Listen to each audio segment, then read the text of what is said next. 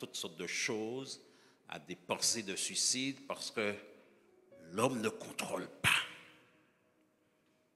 Mais quand nous savons que nous avons un Dieu qui contrôle nos affaires, qui contrôle notre vie, et que nous lui faisons confiance, je suis convaincu d'une chose: nous arriverons à bon port. Dis à ta voisine, à ton voisin, tu arriveras à bon port, car Dieu est avec toi. Alléluia.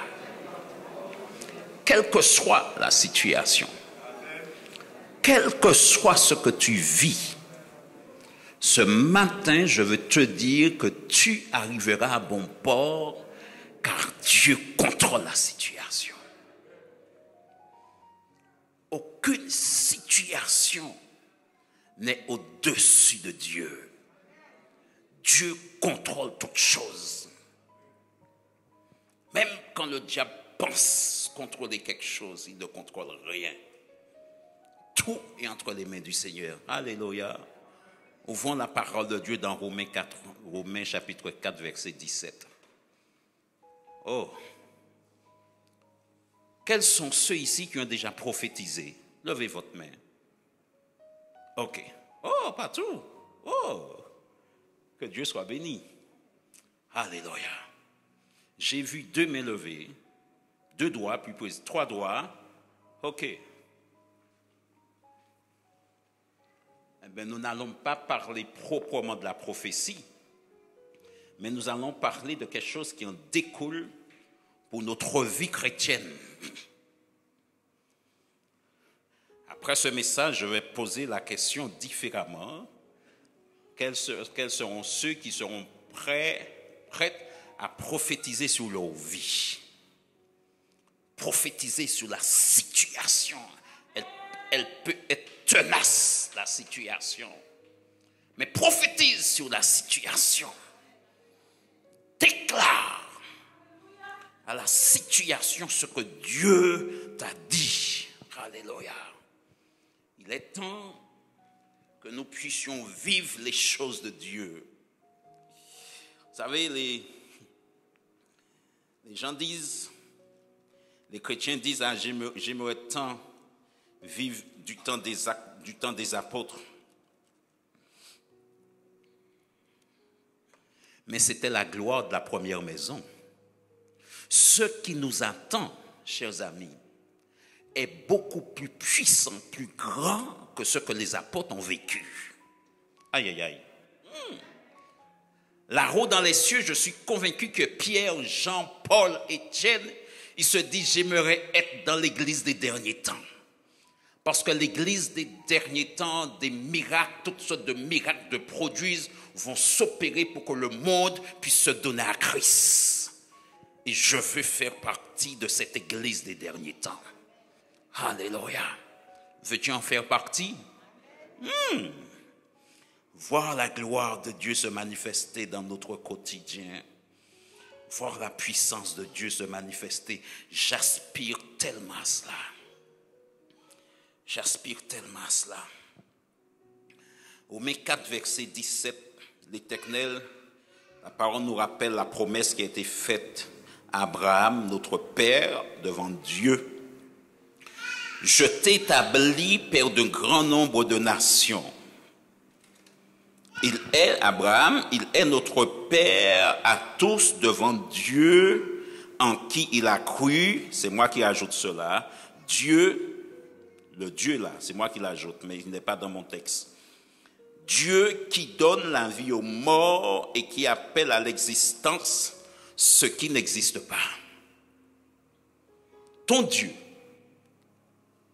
le Dieu qui a marché avec Abraham, le Dieu qui a fait des promesses à Abraham. J'aimerais te dire une chose. Là où Dieu t'a fait la promesse, c'est là que tu auras des difficultés. Là où Dieu t'a fait la promesse, c'est là que tu t'apercevras que tu as des épreuves et pourtant Dieu t'a fait une promesse sur telle et telle situation. C'est sur cette situation précisément que tu auras des épreuves.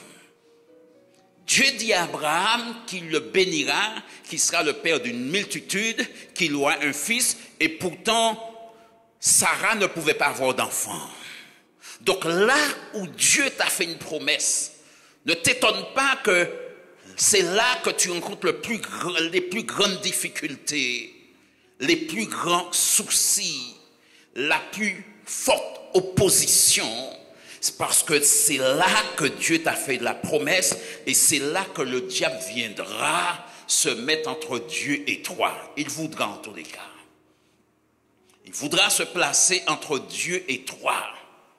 Et Dieu permettra dans sa grâce, Dieu permettra que l'épreuve dure parce que Dieu veut savoir ce qu'il y a tout au fond de toi. Non seulement Dieu le sait, mais Dieu veut aussi que toi-même, tu découvres ce qu'il y a tout au fond de toi. Et c'est dans cette promesse que tu risques d'avoir des problèmes, des difficultés, et le diable te viendra souffler à tes oreilles en disant « Non, ça peut que j'ai fait ». Le diable fera en sorte que tu regardes uniquement les difficultés au lieu de regarder à la promesse que Dieu t'a faite. Oh, ça va? Donc Abraham, nous dit la Bible, il est notre Père devant Dieu auquel il a cru, Dieu qui donne la vie aux morts et qui appelle à l'existence ce qui n'existe pas. As-tu déjà appelé à l'existence dans ta vie ce qui n'existe pas, ce que tu n'as pas, ce que Dieu t'a promis et tu ne l'as jamais reçu? As-tu appelé cela à prendre vie? Il y a forcément des choses qui sont mortes en toi. Oh, quand tu étais jeune converti, je suppose que tu étais tout feu, tout flamme. Personne ne pouvait t'arrêter. Tu pouvais témoigner de partout. Rien ne pouvait t'arrêter parce que tu as reçu le Dieu 3 fois saint. Tu as reçu le Dieu créateur en la personne de Jésus dans ta vie et que tu étais tout feu, tout flamme. Au fil du temps, au fil de la vie chrétienne, oui, les épreuves sont venues et hop, tu t'es marié. C'est beau de se marier, n'est-ce pas?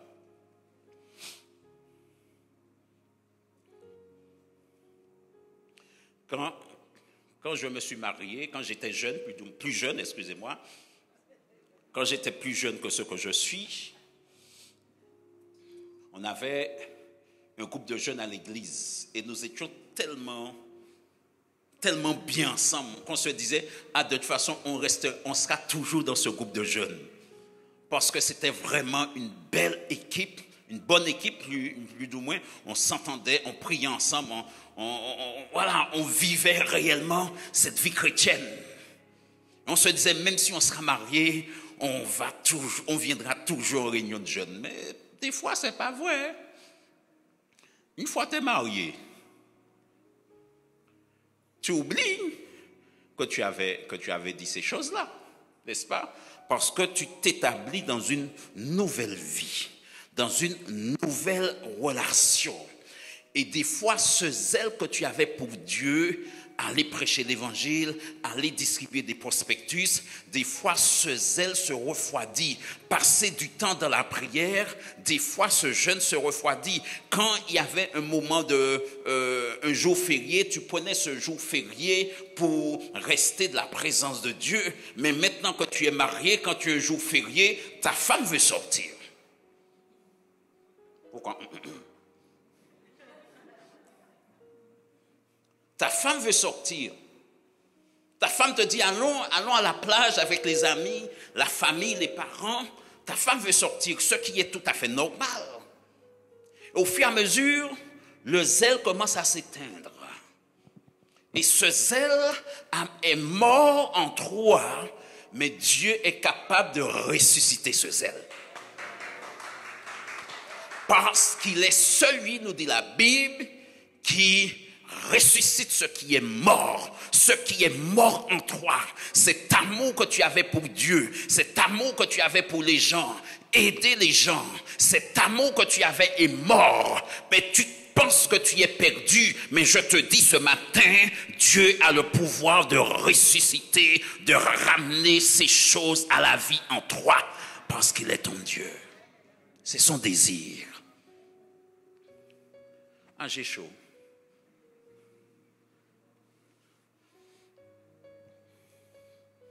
Prenons Ézéchiel 37.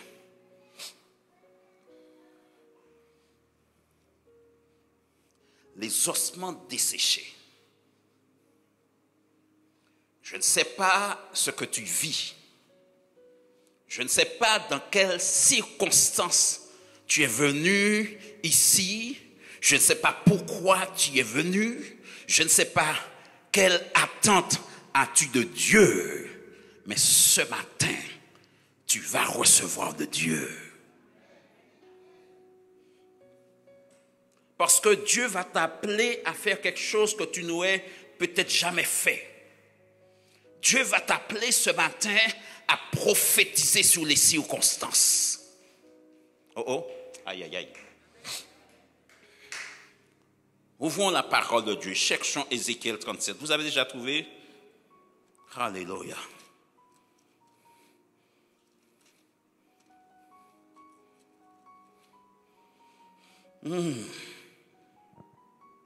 À partir du verset 1er, la lecture sera un peu longue.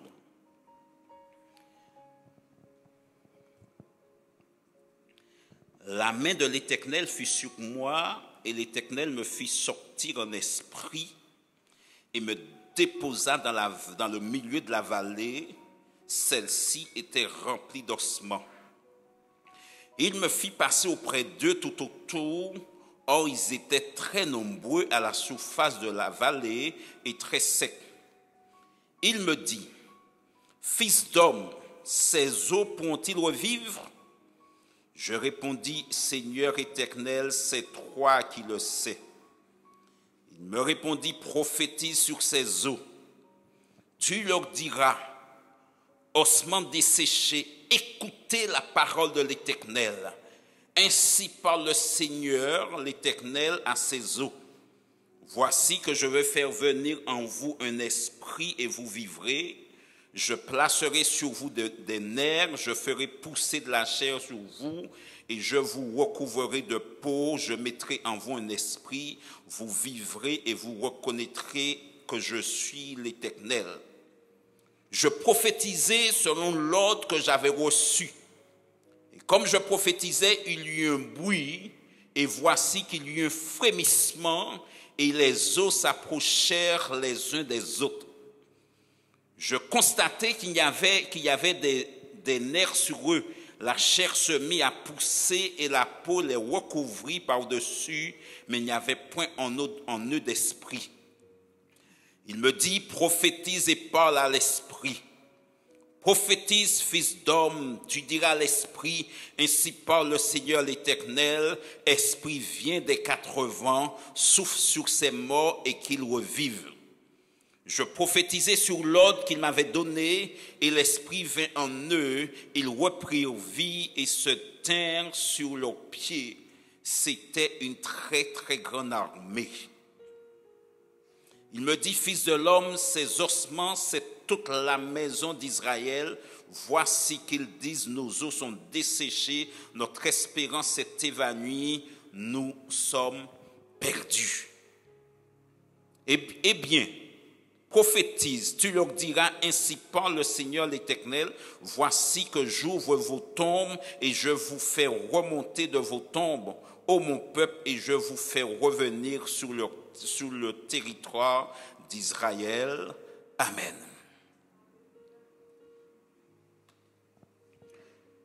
Dieu prend Ézéchiel en esprit, il est là. Je ne sais pas s'il est en prière, je ne sais pas où qu'il était, mais l'Esprit de Dieu l'a saisi et l'Esprit de Dieu l'a emmené en esprit dans une vallée. En ce qui me concerne, ça n'engage que moi. Que moi.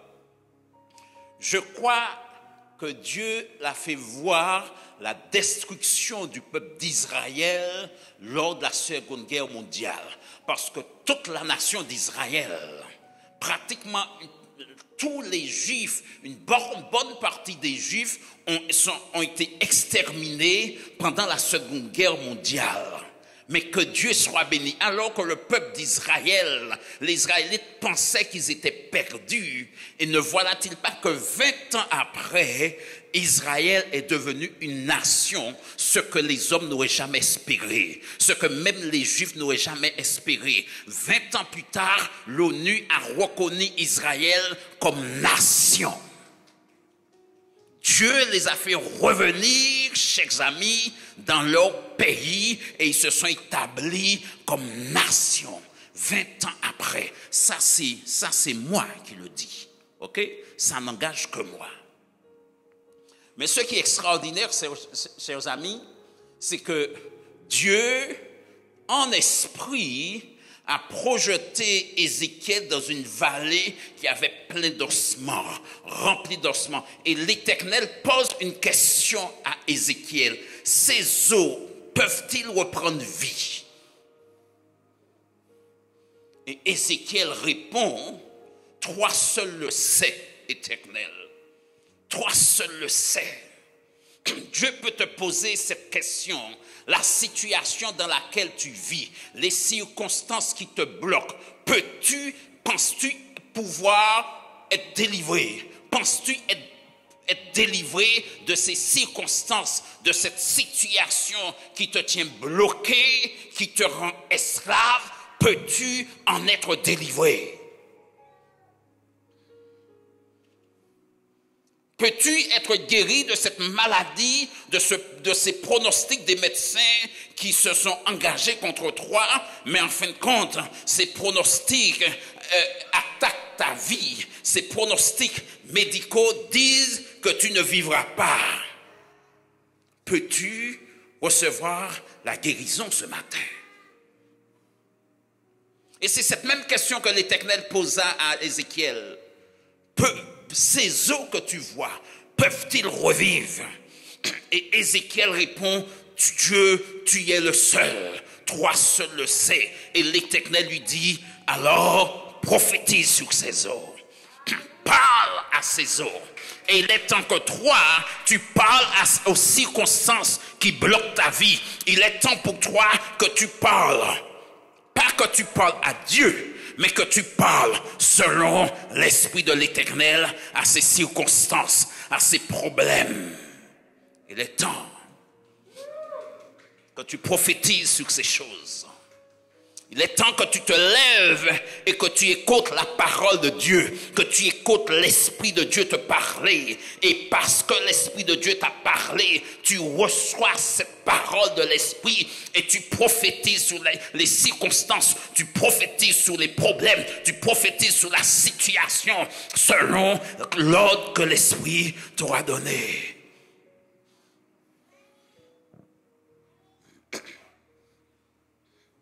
Dans les évangiles, nous avons ce passage qui nous parle que Jésus dit aux disciples, passons à l'autre bord. Ils étaient de la barque, ok, ils ont ramé. À un moment donné, une forte tempête s'est levée où qu'ils étaient. Et Jésus dormait. Et les disciples, ils se sont battus contre vent et marée. À un moment donné, désespérés, sans espoir, ils sont allés réveiller Jésus en disant, Maître, nous périssons, ne te soucies-tu pas du fait que nous périssons? Dieu se soucie de chaque aspect de ta vie. Ce que tu vis en ce moment, Dieu ne t'a pas abandonné. Dieu se soucie de chaque aspect de ta vie. Tu penses que Dieu t'a abandonné. Non, Dieu ne t'a pas abandonné. Même si Dieu a gardé le silence, mais Dieu a les yeux fixés sur toi. Dieu a les regards fixés sur toi, même si dans ces moments difficiles, tu n'es plus apte à entendre la voix de l'Esprit et que tu te dis que Dieu m'a abandonné. Dieu ne t'a pas abandonné, car Dieu a le regard fixé sur toi. Mais il y a un problème, c'est que tu as tellement parlé à Dieu de ta situation. Avant que tu ne parles à Dieu de ta situation, avant que tu ne parles à Dieu des problèmes dans lesquels tu te trouvais, Dieu savait que tu aurais traversé ces problèmes. Avant que tes parents ne se rencontrent, Dieu savait que tu aurais traversé ces problèmes. Donc ces problèmes que tu traverses ne sont pas nouveaux pour Dieu. Dieu les connaissait déjà. Ces choses t'ont peut-être surpris. Tu n'as peut-être pas vu venir. Mais avant que tes parents ne se connaissent, Dieu savait que ces choses seraient venues dans ta vie. Alléluia. Alors les disciples, ils sont allés, ils ont réveillé Jésus. Et la Bible déclare que Jésus s'est levé et a menacé le vent et la mer. Jésus a menacé. Alléluia. Et Jésus s'est tourné vers eux. Jésus leur a dit, race incrédule, où est votre foi? Vous savez pourquoi? Parce que Jésus leur avait déjà dit, passons à l'autre bord. Du moment que Jésus t'a dit, passons à l'autre bord, quelle que soit la chose qui vient entraver ta route, tu as le droit de menacer cette chose au nom de Jésus, parce que tu as reçu une parole du Seigneur qui t'a dit, passons à l'autre bord. Tu as reçu cette parole. Et c'est pour cette raison que Jésus leur dit, homme de peu de foi, incrédule, où est votre foi?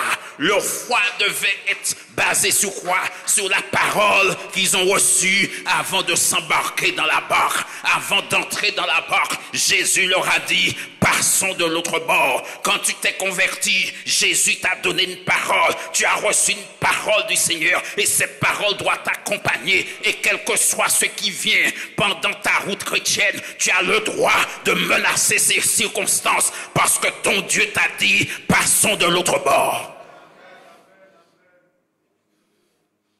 Et Dieu veut que tu prophétises sur cette situation.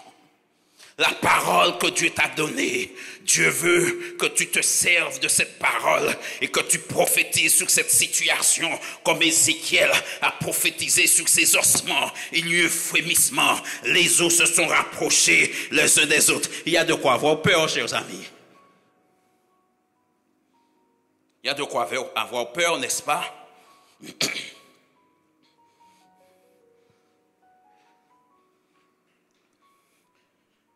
On aurait dû un film d'horreur.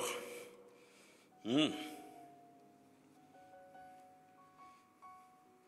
y a quelques années de cela, j'ai posé à des amis qui ne sont pas chrétiens. Si vous êtes à une veillée et que vous voyez que le mort se met assis dans son cercueil, ils m'ont dit tous yo ka prend courir. Mais moi, je dis gloire à Dieu. Et il risque d'avoir des chrétiens qui prennent la fuite. Vous êtes à une veillée à la joyau. Telle et telle personne est décédée. Tel frère et sœur est décédé. Et pendant que vous êtes en train de la louange là, vous voyez le mort qui se redresse et qui s'assit devant vous. Partout, où là qu'a dit Dieu est vivant. Les autres qu'a chanté Dieu est vivant. L'Éternel fait des miracles. Et les autres miracles là, chers amis, les autres qu'a couru.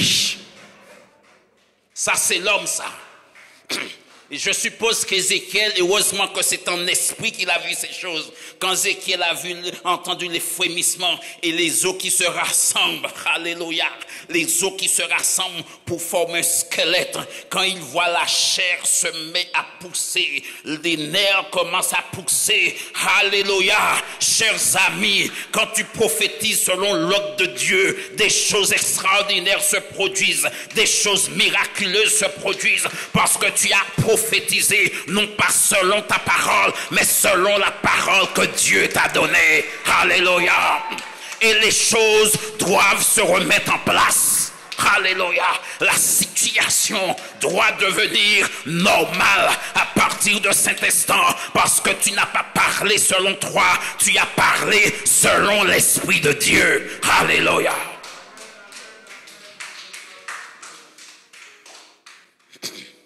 Tu as parlé selon l'Esprit de Dieu. Tu as parlé selon la parole que tu as reçue.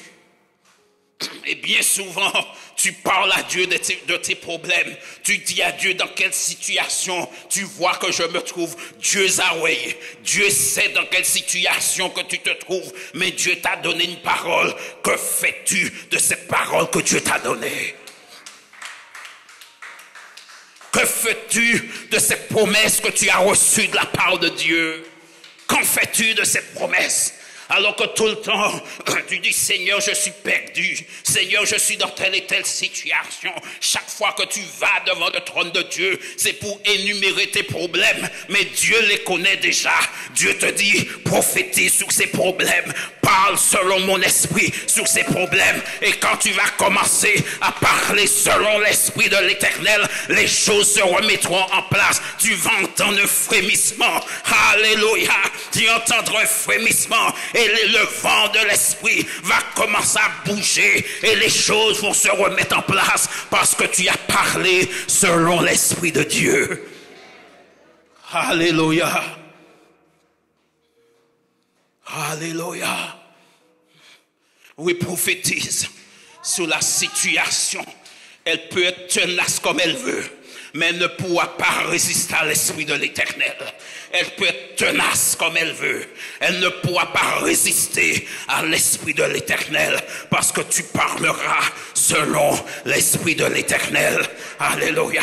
Tu parleras selon la voix de l'Esprit de Dieu que tu as entendu dans ton cœur, que tu as entendu peut-être audiblement. Tu entendras et tu parleras selon l'Esprit de l'Éternel. Alléluia.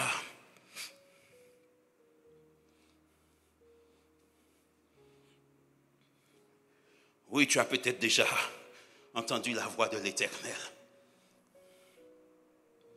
Oui, j'ai déjà entendu la voix de l'Éternel au travers de mon sommeil. Et ce que j'ai entendu, chers amis, je ne savais pas que cela existait de la parole de Dieu. Alléluia. Et quelques jours, quelques mois après, je suis en train de lire la parole de Dieu.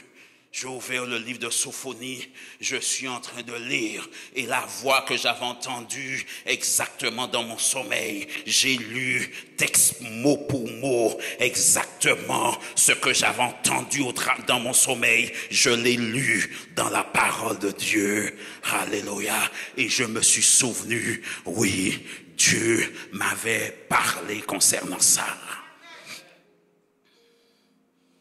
Vous n'avez jamais entendu la voix de l'Éternel au travers de votre sommeil?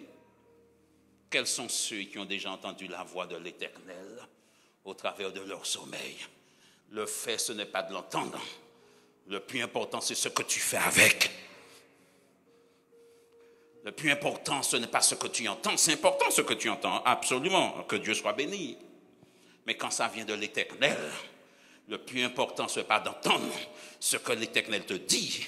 Le plus important, c'est ce que tu fais de ce que l'Éternel t'a dit, ce que tu fais de ce que tu as entendu au travers de ton sommeil. Tu as entendu la voix. Qu'est-ce que tu en fais?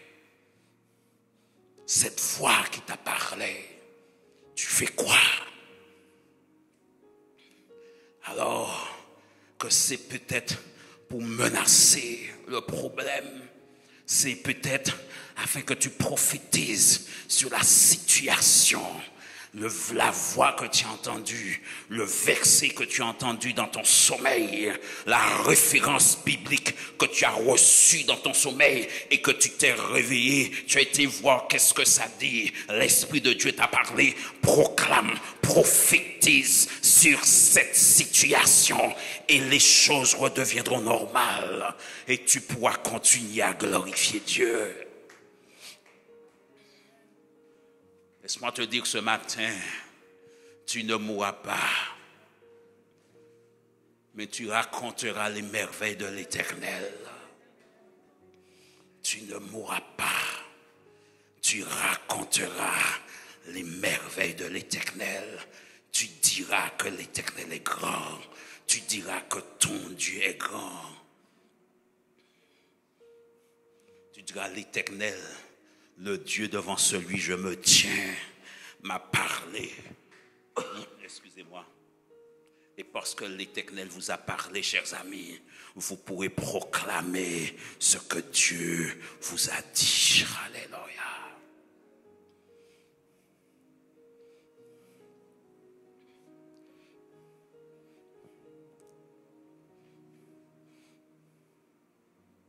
Je vais empiéter sur un message bientôt.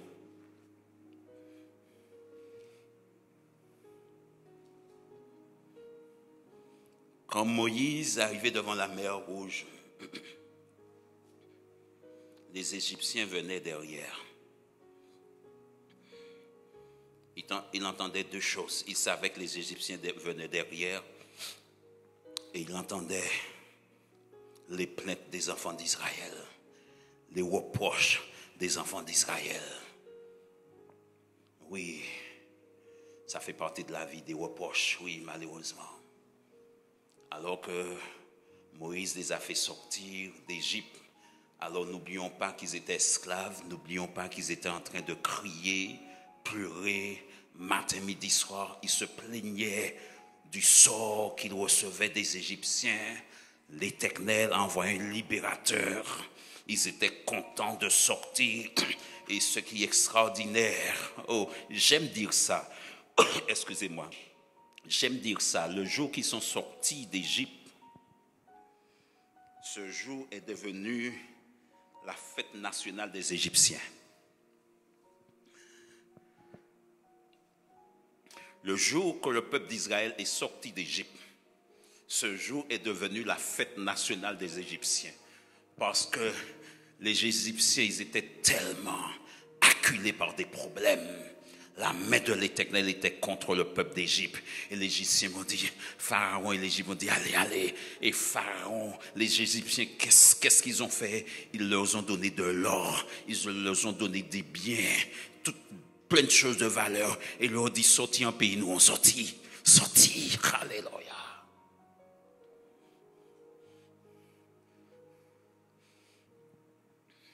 C'est pour cette raison que je dis, il y a eu deux joies. La joie du peuple d'Israël, du fait qu'ils sortaient de l'esclavage, qu'ils sortaient hors d'Égypte. Et la joie des Égyptiens, tout en sachant que la main de l'Éternel qui était contre eux s'était levée. Parce que le peuple d'Israël sortait. Même les Égyptiens ont poussé des cris de joie. Même tes ennemis, quand tu vas marcher, ils vont pousser des cris de joie. Pas parce qu'ils t'aiment, parce qu'ils verront la gloire de l'Éternel sur ta vie. Et ils vont pousser des cris de joie. Yoke Alléluia. Ce qui a été fait contre ta vie pour t'arrêter ne prendra pas effet. Au nom de Jésus-Christ de Nazareth. Yope ewe marabout. Pour arrêter, mais marabout qui dit mon peut pas faire rien contre lui. Alléluia, parce que la gloire de Dieu est sur toi et tu passeras la tête haute au milieu de tes ennemis et tes ennemis auront la tête baissée parce que l'Éternel t'a fait du bien. Alléluia, parce que le Dieu d'Israël t'a élevé, le Dieu d'Israël t'a placé sur le roc et ce roc c'est Jésus et ce roc est inébranlable. Alléluia.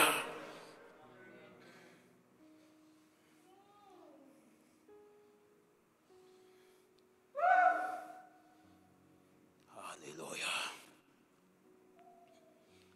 Le peuple d'Israël, chers amis, qu'ils sont arrivés devant la mer Rouge. Moïse était là. Moïse est bloqué. Moïse est bloqué. L'armée égyptienne, toute l'armée égyptienne est derrière eux, est derrière le peuple d'Israël. Et ils sont là devant la mer Rouge. Mais Moïse savait une chose, c'est Dieu qui l'avait emmené face à la mer Rouge. Dieu est capable de t'emmener devant une porte sans issue. Même s'il n'y a pas d'issue, Dieu ouvrira une porte pour toi. Le peuple d'Israël est arrivé. Il n'y avait pas d'issue. Alléluia. Il n'y avait pas d'issue, chers amis. Quand le peuple d'Israël est arrivé, l'armée des Égyptiens est derrière eux. Ils arrivent devant une mer Rouge où il n'y a pas d'issue. Tout ce qu'ils voient, c'est la mer. Et ils sont là. Ils rouspètent. Ils critiquent Moïse. Nous t'avions dit que il était préférable pour nous de rester en Égypte, de recevoir des coups de fouet, de recevoir des insultes. Nous t'avions dit ça. Maintenant, tu nous fais sortir d'Égypte pour nous faire mourir dans le désert. Il était mieux pour nous de mourir dans l'Égypte. Il était mieux. Oui, Moïse recevait ça. Oui, Moïse entendait ça. Moïse entendait l'armée d'Israël en train de venir. Mais Moïse a entendu la voix de Dieu. Dans tes difficultés, dans tes problèmes, tu entendras toutes sortes de voix. Mais essaie de discerner la voix de Dieu. Essaie d'entendre la voix de Dieu. Quand tu entendras la voix de Dieu, Dieu va t'élever. Alléluia. Quand tu entendras la voix de Dieu au milieu des problèmes, tu entends la voix de Dieu, tu sais que c'est ta porte de secours. Alléluia.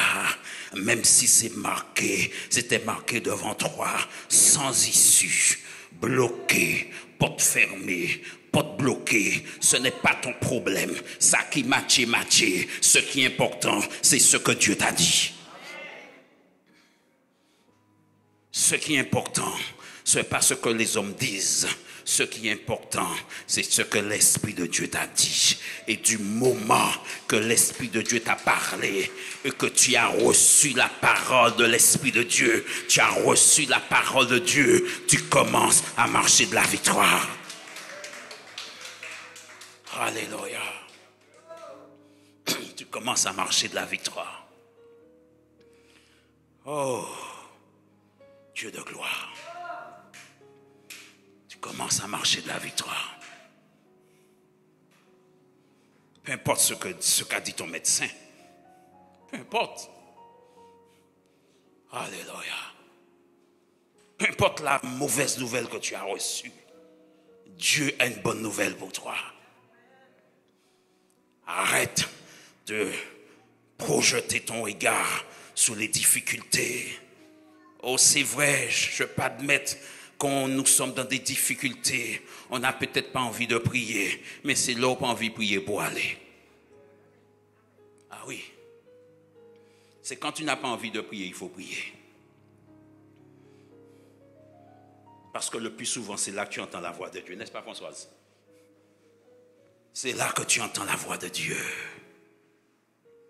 C'est là que tu entends la voix de Dieu, l'Esprit de Dieu te parler. Et quand l'Esprit de Dieu t'a parlé, si tu pleurais de désespoir, ces larmes se changent en joie. Alléluia. Oh, tu pousses ton cri de joie. Tu pousses ton cri de joie. Quand le voisin peut dire, mais ça arrive, c'est pas grave. Justement, il se pose la question, ça arrive, ils ne savent pas, mais tu sais ce qui t'arrive, toi. Tu sais que l'Esprit de Dieu est en train de remuer en toi tout ce qui était mort. L'Esprit de Dieu est en train de ramener à la vie en toi tout ce qui était mort. Alléluia. Parce que tu as entendu la parole de l'Esprit de Dieu. Et quand tu entends la parole de l'Esprit de Dieu, il y a un feu. Il n'y a pas seulement un frémissement, mais il y a un feu. Il y a un feu. Il y a un feu qui commence à s'allumer en toi. Alléluia. Ce feu t'emmène espoir. Ce feu s'appelle espérance. Ce feu s'appelle victoire. victoire. Ce feu s'appelle détermination. Ce feu s'appelle succès. Ce feu s'appelle gloire parce qu'il vient de l'Éternel. Ce feu vient de l'Esprit de Dieu.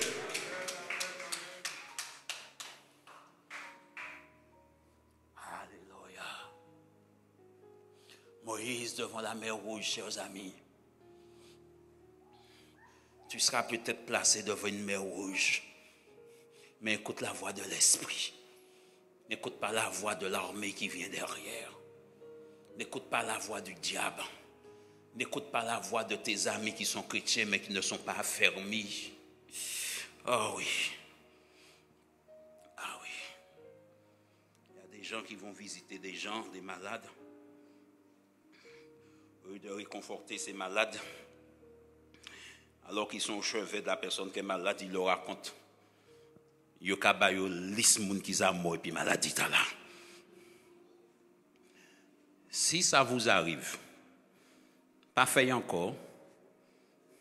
Et si vous êtes malade et quelqu'un comme ça vient vous visiter à l'hôpital, mettez-le dehors. Ça peut être ton frère en Christ, s'il veut, tu peux l'aimer beaucoup, mais mettez-le dehors. Si cette personne vient et puis te dit, où ça, tu sais, je connais une sœur, elle a tellement souffert avec cette maladie. Tu sais qu'elle est morte. Hein? Mettez-moi dans la dehors. Parce que ce n'est pas ce que tu as besoin d'entendre. Ce que tu as besoin d'entendre, c'est la voix de l'Esprit. Ce que tu as besoin d'entendre, c'est la voix de l'Esprit. Ce n'est même pas la voix du médecin qui viendra te voir tous les jours, qui va prendre ton consulter ton dossier. Ah, d'accord, ok. Il va écrire quelque chose dessus. Il va te dévisager, il va... Non. D'autres viendront, peut-être que d'autres vont pleurer, mais ce n'est pas ça le problème. Écoute la voix de l'Esprit. Moïse, devant la mer Rouge, a entendu la voix de l'Éternel qui lui a dit juste simplement ça. Lève le bâton. Lève le bâton face à la mer. Et toute l'armée des Égyptiens qui arrive derrière toi, tu ne les verras plus. Lève. Le miracle était-il dans le bâton? Non. Le miracle était-il de la main de Moïse? Non. Le miracle était dans l'obéissance. Ton miracle se trouve dans l'obéissance. Ta délivrance se trouve dans l'obéissance. Alléluia. Ta libération se trouve dans l'obéissance à la voix de l'Esprit. Oui, j'empiétais sur un message, oui, mais il fallait que je vous le dise ce matin. Il fallait que quelqu'un entende cela ce matin. Il fallait que quelqu'un entende cela ce matin. Alléluia. Prophétise sur ta situation. Maintenant, quels sont ceux? Il y a eu 4 mains qui se sont levées tout à l'heure, 4 doigts, quand j'ai dit quels sont ceux qui ont déjà prophétisé. Ok. Maintenant, je pose la question, la fameuse question de tout à l'heure. Quels sont ceux qui vont commencer à prophétiser sur les circonstances qui entravent leur vie? Sur les circonstances qui entravent votre vie. Quels sont ceux qui vont commencer à prophétiser d'après l'ordre de l'Éternel? L'ordre de l'Éternel, ce n'est pas d'aller courir voir le pasteur, courir voir le prédicateur. L'ordre de l'Éternel, c'est de proclamer, c'est de déclarer, même pas proclamer, de déclarer ce que Dieu t'a dit. Alléluia. Ce qui fait toute la différence. Alléluia. Et souvent, je parlais de proclamation, mais la déclaration est encore plus puissante que la proclamation. Déclare, quand j'ai lu la définition du mot déclarer, ça me dit clairement, en quelque sorte, déclarer, c'est ce que tu annonces devant une autorité. Alléluia. Quand tu déclares les choses de Dieu, tu déclares ces choses devant une autorité. Et je dirais même devant deux autorités. L'autorité de ton Père céleste et l'autorité du diable. Et quand tu vas déclarer ce que Dieu t'a dit face à l'autorité du diable, le diable est obligé de lâcher prise. Ton ennemi est obligé de lâcher prise parce que tu déclares ce que Dieu t'a dit. Alléluia. Oh, oh, à Dieu seul soit toute la gloire, chers amis. À Dieu seul soit toute la gloire. Il est tellement merveilleux. Il est tellement glorieux. Il est bon, n'est-ce pas? Il est bon. Quel que soit ce que tu vis, déclare, prophétise. Dès que tu as entendu la voix de l'Éternel, prophétise. Tu peux entendre la voix de l'Éternel à 3 heures du matin, 2 heures du matin. Lève-toi, prophétise. Ne dis pas, je vais le faire plus tard à mon réveil. Non, c'est à ce moment précis que tu as entendu la voix de l'Éternel. Commence à le faire tout de suite. Au nom puissant de Jésus-Christ de Nazareth, prophétise sur ta vie. Prophétise sur la vie de tes enfants. La First Lady m'a dit, alors que je discutais avec elle un jour, elle m'a dit comment qu'elle réveille ses enfants, ses garçons. Elle va tous les matins poser ses mains sur eux. Moi, je dis, réveille, debout là-dedans. Et quand les garçons ne comprenaient pas, style militaire, j'étais sergent au service militaire, je prenais mon sifflet de la chambre. Réveille! Et j'aurais dû adopter la méthode de la First Lady. Adopter cette méthode. Proclamez, posez votre main sur vos enfants, priez pour eux, proclamez, prophétisez sur la vie de vos enfants, prophétisez sur la vie de vos enfants, prophétisez sur la vie de votre femme, prophétisez sur la vie de votre mari, prophétisez. Alléluia. Il y a des gens qui entendent, il y a un prophète ceci, un prophète cela, et puis ils courent parce qu'ils veulent entendre, ils veulent recevoir une parole du prophète. Mais si tu n'as pas l'habitude de prophétiser sur ta vie, qu'est-ce que le prophète dira sur ta vie? Qu'est-ce que Dieu lui donnera sur ta vie? Commence à prophétiser sur tes affaires. Tes affaires ne fonctionnent pas, ça pas qu'à. Tes chefs d'entreprise, ça ne fonctionne pas? Non. Prophétise sur tout ce qui est mort dans l'entreprise. Prophétise. Prophétise. Et déclare au nom de Jésus. Amen. Que Dieu vous bénisse. Que la grâce et la bénédiction de Dieu soient puissamment sur votre vie. Passez une excellente journée et une formidable semaine. Que Dieu vous bénisse. Amen.